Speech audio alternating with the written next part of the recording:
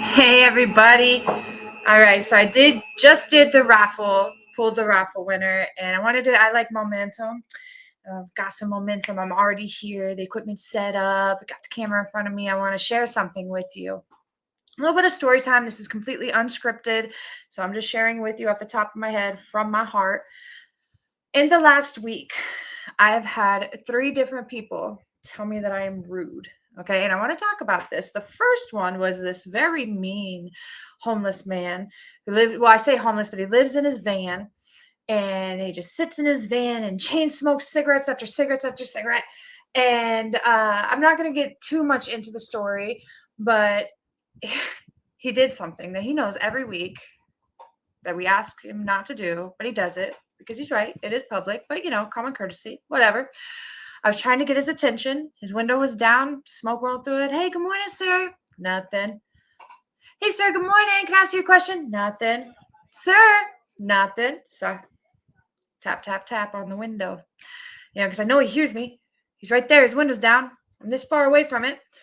And this man got so angry. He starts cussing. That's so effing rude. How dare you do that? You're so rude. And da da da. And I was just like, sir, I think you're rude. And it turned into a thing, whatever. And then later on that day, I had posted something about, and a lot of you saw it. It said, what is more important than the food that we eat, the air that we breathe, and the water that we drink? And I put that in my story, and somebody that I know responded and said, being a kind person. Being a kind person is more important. And I said, hey, I think being a kind person is very important, but we can't be a kind person if we're not alive. And without food, air, or water, we won't be alive to be kind. And this person starts arguing with me, telling me, you need more than just water to heal, and herbs aren't a cure-all. And I said, hey, nobody said any of those things. I said things nobody said. Only water can heal you, and herbs are a cure-all. So he proceeded to call me rude. And I said, there he is. And then that upset him. So he called me the C word. You guys, this grown man called me the C word because I disagreed with saying that being a kind person is more important than food, air, and water, And then fast forward to that, a woman who had me drive a vehicle with illegal substances in the vehicle without telling me, a woman who asked me to go way out of my way, a couple of hours spent to go out of my way just to blow me off, that I then said, hey, I feel very disrespected, and until you acknowledge your behavior and offer me an apology, I don't want to be around you. She called me rude. So I'm like, okay, this word rude has now been given to me, projected onto me 3 times now. And I'm able to recognize that. I think it is so important to remember to pay attention to the person who is criticizing you before you absorb it, before you take it personally. Is that person well? Does that person take care of themselves? What fruit does that person produce? Okay. It's very, very important for me to ask myself these things. Otherwise, because the world is just full of critics, people sitting on the sideline telling you all about yourself. And if you're not careful, you start to absorb that. It'll weigh you down, and you won't ever be able to shine, to do your thing, to grow. So again, these people calling me rude, they're not people that I want to do what they're doing, and I want to be where they are. So I said, you know what, there's a reason though, this word, what does this word mean? And I looked it up. I looked up the etymology of the word rude, and it, from the Latin root, rudis, meaning unrefined, raw, rough, uncultivated, untaught. Let's see. And then the Old French, meaning crude, rough, impolite. What's it say? Middle English, about the 1300s, rude shifts into English as ill-mannered, of course, but it still kept the sense of being rough or refined. But the original meaning was not polished, raw, primitive, rough around the edges, natural. That is the origin of the word rude. I'm going to say that again. Not polished, raw, primitive, rough around the edges, and natural. And now I get it. I am rude I am rude and I will take that. I really am. I am unrefined. I when it says impolite, I don't fall into these standards, these molds that society has tried to build for us over the last couple of 100 years. I am rude. I disrupt patterns. I step outside of the norm. My authenticity and my boldness is jarring to some people, and that sensation of being jarred can be upsetting, but what else? What was it? Not yet shaped. I'm not shaped. What is that? Like, I just think of all of these people who just fall in line and do as they're told, and act how they're told to act, and they're just these robots. I'm not one of those. I can't fit into those molds. I can't be shaped like that. Speaking the truth is considered really rude, especially, if it's politically incorrect, or, not something that somebody else says that we should or should not say. And so I've decided, maybe I am rude, but I'm also respectful. I don't disrespect people. I respect their space. I respect their privacy. I respect them as human beings. I treat them with respect, as long as they are treating me with respect. And even when I am disrespected, I'm still pretty good at being respectful while standing firm in my boundaries. Just like that woman today got so mad when I said, hey, until you acknowledge your behavior and apologize for it. Another thing, like, I don't think that nobody owes us anything.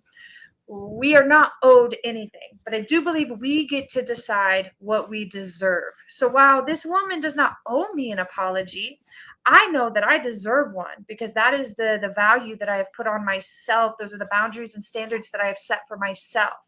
So that was me asking for what I deserve. And if she does not want to give me what I deserve, that's fine. Hey, bye. But these are the standards that I have set for myself. You either acknowledge and apologize for the disrespect, or I'm not going to waste my time with you. Well, she chose the latter, because it is very challenging for people to hold themselves accountable. And I get it. It hurts. We feel embarrassed. That old homeless man, the van man, got me so worked up that I cussed at him. I did. He was being just so nasty, and I called him an effing a-hole. And but that was after I was trying to just speak and have a conversation and ask something. It was just so but I learned from that too. I was really embarrassed by my actions for a moment, because I know that I have more control over my emotions and my reactions than that. It has been a long time since I felt that way. And I had to remind myself, like, where I come from, no, you just don't just talk to people like that through your window and get away with it. But I no longer am where I came from. I'm in a whole different place now, a whole different frequency, a whole different life. And but man, that old Cameron really wanted to come out at that time. So I'm just loving her. Like, hey, you did good, mama. You said your little 2 cuss words and you walked away, and everything is okay. It's taken a long time though to get to this place of not allowing people's projections to affect me as much. I mean, it used to really, really get me, just like this woman today who didn't want it to, she started, I said, hey, I said what I said, acknowledge, apologize, let's move forward, but instead started insulting me. And what I have learned is people will insult, attack what it is that you love the most. So me, it's the ministry, it's my mission, it's the medicine that I make. So what's the first thing she starts doing is just throwing little slick comments out about me and mine and what I do and how tainted it is and da da da da da. And if I was not so sure of myself, if I did not spend as much time and put as much energy into taking care of myself as I do, my foundation would not be strong. I could be easily rocked by comments like that. But because I take care of myself, because I love myself, because I know, because I walk in favor and I'm just covered in the love of God, when people insult me like that, it just can't penetrate anymore. It took a long time though to get here. I read all of Brene Brown's books. I love them very much. I'm not sure that she and I would get along in real life, but her books are awesome. And one of the things that she said is, people don't listen to people who aren't in the arena. And I'm going to say this again, always pay attention. Who is criticizing you? Are they somebody whose opinion of you really matters? Do they offer anything of real value? And I think that's important. There's this mindset in the love and light community that we're just supposed to love people and, forgive them and have compassion. To an extent, absolutely agree. But I also think that people are sorely lacking accountability, and people just go around treating people any kind of way because they've never had to answer for the way that they treat people. And I'm not with this, so I'm just going to be real. Most people are lazy. Most people are weak. Most people do not have what it takes to do what it is that they need to do to achieve sustained vitality and their goals. They just don't. And so then when these people see you and you're doing your thing, they have no idea what it took to get there, but they want it and they envy it, and everything about you reflects back to them everything about themselves that they don't want to look at. Just like the guy that called me the C word. He was already angry. You could tell by his reaction. It had nothing to do with my post. He hates himself, and him looking at me reminds him of how much he hates himself. And so then I was on the receiving end of that projection. Thankfully, I love myself enough to know, hey, it's got nothing to do with me. It was a little bit upsetting because grown men just going around speaking to women like that's crazy. And I think, even vice versa, women going around speaking to men any kind of way, that stuff's crazy. It's disrespectful. I think it's weak. I know what it is to be in pain. I know what it is to suffer. And there is no excuse to leak your suffering all over everybody and to make the world around you suffer just because you're suffering. The best thing that you can do is hydrate, take care of yourself, eat some real food, move your body, deal with your stuff. Oh, hi, Candace. I didn't even see everybody over here commenting. Hello.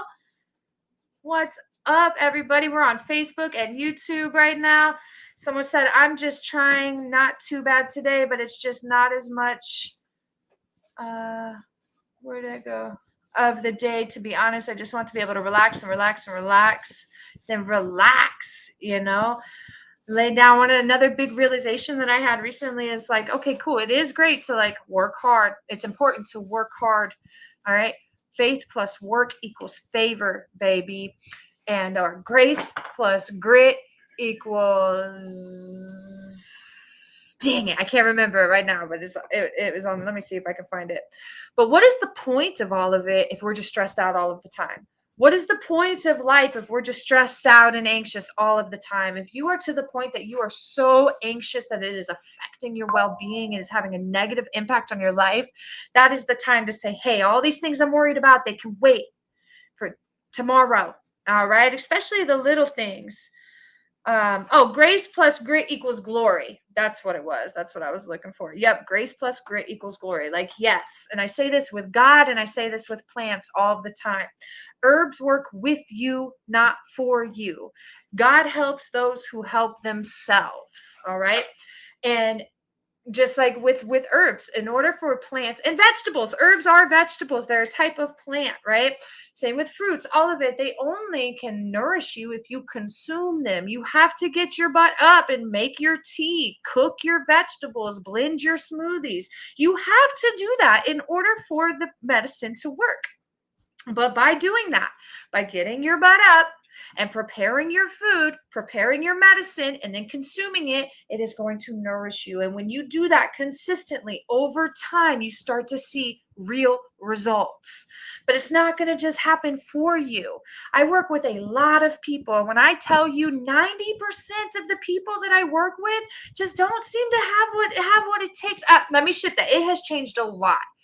But it has been, there are so many people, they pay big money to not even do the work.